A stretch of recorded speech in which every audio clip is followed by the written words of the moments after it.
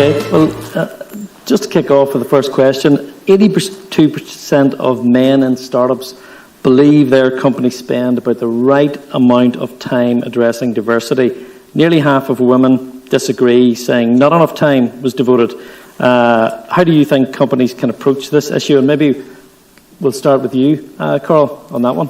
Yeah, I think that when we talk about the right amount of time, we need to really get into the granular details here. What are we talking about? Because we need to go back to the recruitment cycle of how are we attracting women, how are we hiring women, and how are we retaining women, and what are we doing about it? If women don't see that it is aligned and there's a gap in terms of what male entrepreneurs are doing, that definitely speaks volume to what they're doing in terms of retaining and attracting women in the business.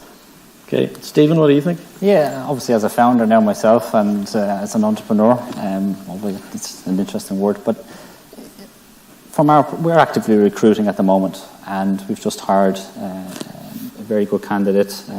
She's a lady from Citibank, and during that whole process, for me, it was about transparency. We looked at people on their merits. It wasn't to do with male or female or anything like that. It was just purely on the merits, on the experience, and what the value add would be. And that's really how we've approached it all along. So I'd like to think that everyone is doing the same. And if they're not, then they should be. And I know there was a report that came up with statistics that talked about this and undervalued certain sectors, different classes of society. That everyone has value to add, and it has to be on merit, and that's how it should be approached. I think it has to be on merit, but we need to also recognize that there's systematic, historical lack of privilege on one side of the gender coin. And I think we need to recognize that and need to move forward, because historically men have been more privileged in this area, in the workforce. Females make up 48% of the workforce today, but that's not always historically been true. It's been as a result of push for more human rights efforts, civil rights efforts, in addition to wars, where women had to fill in spaces where men had to go to war. So historically, men have been more privileged, and I think that you need to consider that level of privilege when you're looking at your diversity framework. Okay, and Gavin?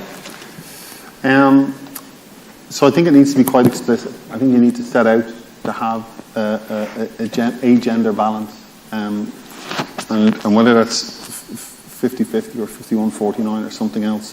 I did look at our business over the last couple of weeks, and 40% of our non-IT people are female. And if that was representative across the whole business, that would be okay, I think. However, all of our IT people are guys. And we only went out of our way to hire, explicitly to hire a lady into our IT tech group once, and we couldn't find a candidate that was interested in the job. But with lots of guys who are interested in the job, and started to understand why that might be, and that's, hopefully we get towards that today as well, because that's the solution to the existing problem that we have right now.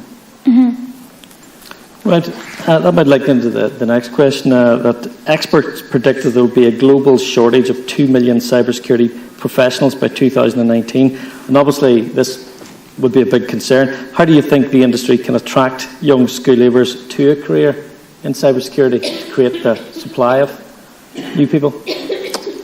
Happy to start with that one. Yeah. Obviously, people have heard of Coda Dojo, and people doing programming and whatnot. I think there's a good merit for Cybersecurity Dojo. If that doesn't exist, I tried to Google it last night before saying it today, and I couldn't find anything. So maybe you heard it here first today, that maybe we should look to do something along those lines. But for me, cybersecurity